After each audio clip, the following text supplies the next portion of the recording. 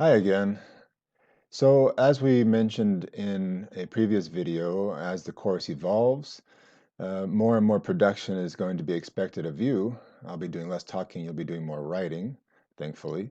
And in today's module and in today's videos, we're going to be talking about while you're in the drafting process of your introduction, which arguably is one of the most important parts, one of the most important parts of your article or your chapter that you're going to write. A few thoughts about things to avoid and some common mistakes that authors can make. So, in today's video, actually in a couple of videos in this module, we'll be looking at those common mistakes, so two especially, and then we're going to end up talking about why is it worthwhile reading someone else's writing, because we'll be doing that in this class. What do you get out of giving feedback on someone else's writing?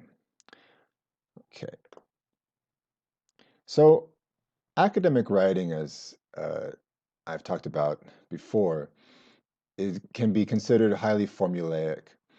And in those formulae, there are a number of signals that are carried out through um, what we say, how we say it, and even the sequence in which we present information. And these signals are very important. So here you have a photograph of, I think it's called an aircraft marshal or marshaller. I'm not sure what the technical name is, but these are the guys who help the pilots direct the pilots to where to go in an airport. And from what I understand, the signals are actually uh, quite important, as you can imagine, and quite sophisticated. And you definitely don't want to confuse the reader. You want to send him, just like you would a pilot, down the right path, and make sure the reader has a clear idea of where you're headed, or where you want where you want that reader's attention to be focused. And so, one of the first things I want to talk about today is how you can help the reader get that focus right away.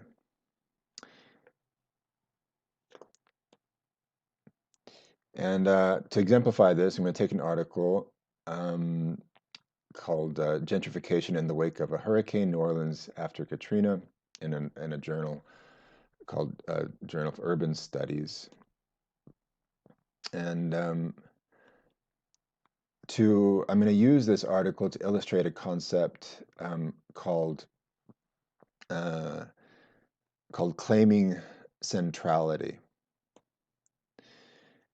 And so, as you can see in this abstract, you'll be able to identify typical moves that we've talked about a couple of times already in this course.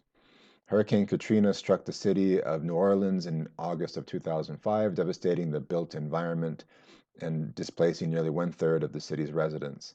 Despite the considerable literature that exists concerning Hurricane Katrina, the storm's long-term impact on neighborhood change in New Orleans has not been fully addressed.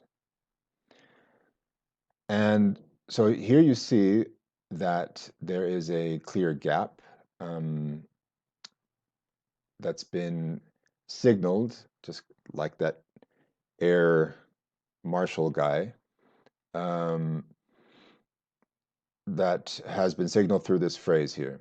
So the authors are indicating something has not been fully addressed. And so there's a gap that they want to, a niche that they want to occupy. And then prior to that, they even talk about this territory that exists, despite considerable literature that exists. So this is that the metaphor of the crowded train car or subway car, um, and the researcher is creating her or his own research space. But what I want to focus on is what comes before that, this very first sentence here. This very first sentence, Hurricane Katrina struck the city of New Orleans in August of 2005, devastating the built environment, displacing nearly one-third of the city's residents. A lot of people probably are aware of this tragedy, but the authors reorient the readers to the importance. They are talking about the importance of the subject. This is what John Swales has called claiming centrality. So the authors are showing or uh, contextualizing first what the importance is, the overall background importance is of the research. This doesn't need to be very long, as you can see here. It's just one sentence, but it's enough to say this is something that affected a lot of people, and this is the conversation I'm entering here in this backdrop of importance. And this signal, this claiming of centrality can help answer immediately the question of so what? Why is this important? What is the general area of importance we're talking about? And it is this claiming of centrality, this one sentence that sometimes authors can skip and can make a big difference in sending a signal of why the subject is important and what path we're heading down in terms of the research.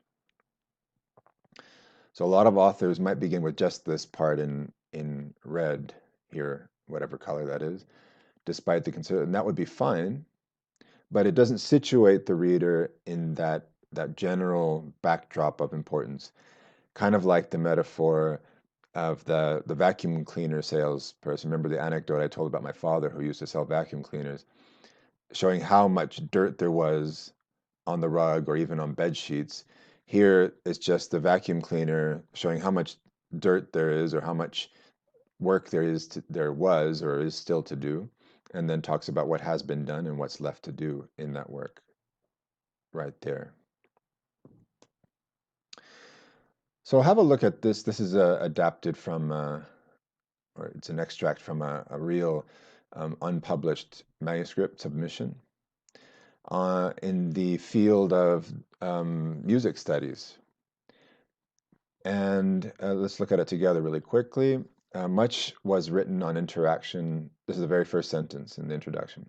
Much was written on interaction in electroacoustic mixed works, musical works, I assume. Several analytical strategies have been published, such as so and so, so and so, and so and so, as well as on the techniques and on aesthetic aspects of this interaction. However, until now, few efforts were made to relate these actions. In this research, we intend to delineate. Okay, so there are a couple of issues here with citation norms, and we're going to talk about citing in a future module. But here I want to notice that there is something missing here in that territory coverage, which is there's not a clear claiming of centrality. It's not clear why this is important to begin with. So this could be reformulated to somehow mix this first sentence with the second sentence. Something like, although much has been written on electroacoustic mixed works, such as um, analytical strategies, techniques, and aesthetic aspects, until now, or to date, few efforts have been made to relate those actions or connect those. And so, in one sentence, really, the author could have perhaps uh, had situated the reader with the claiming of centrality, then indicated the they say with a territory coverage, and then indicated a gap. In this way, it's a bit more broken, and it's not clear what the overall importance is of the subject. So even though the author does indicate the gap, it's not clear. It's not as clear as it could be as why that gap matters and to begin with. So the moves are there, but again, the claiming of centrality isn't.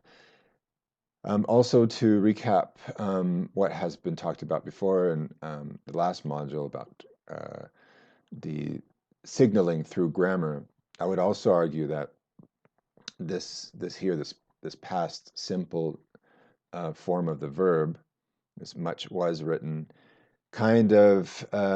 it kind of deviates from the typical way in which um, territory is established, so what other people have said.